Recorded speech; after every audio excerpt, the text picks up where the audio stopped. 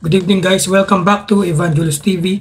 And for today's video, i-discuss po natin ang mga Bible verses or mga talata na nagpapatunay na ang Katoliko ang relihiyon na itinatag ni Hesukristo kasama ng kanyang mga disipulo. Okay, proceed po tayo sa Matthew chapter 16 verse 18. And I say also unto thee, that thou art Peter, and upon this rock I will build my church, and the gates of hell shall not prevail against it.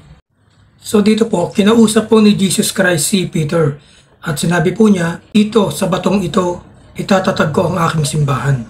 Ang simbahan po na tinutukoy ni Hesukristo ay magsisimula po sa Jerusalem. Dito po mababasa po yan sa Luke 24:47. And that repentance and remission of sins should be preached in His name unto all the nations, beginning from Jerusalem.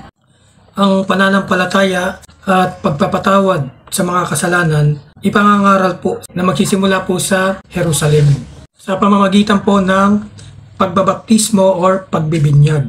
Dito po sa Matthew chapter 28 verse 19, therefore go and make disciples of all nations, baptizing them in the name of the Father, and of the Son, and of the Holy Spirit, teaching them to observe all things whatsoever I have commanded you. And though I am with you always, even unto the end of the world. Yan po yung sa Matthew chapter 28 verse 20. At sa pamamagitan ni Hesukristo, ito ay itinatag sa Jerusalem. Naging katuwang po ng mga disipulo si Paul or si Pablo. Acts 23 verse 11, the following night the Lord stood near Paul and said, take courage, as you have testified about me in Jerusalem, so you must also testify in Rome. Inuutusan po ng Panginoon si Paul, ipangaral din po ito sa Rome o sa Roma.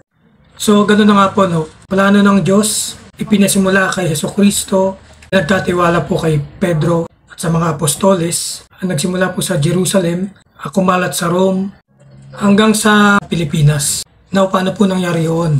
Dito po sa Romans, chapter 15, verse 24, si Pablo po itong nagsasalita, no? I plan to do so when I go to Spain.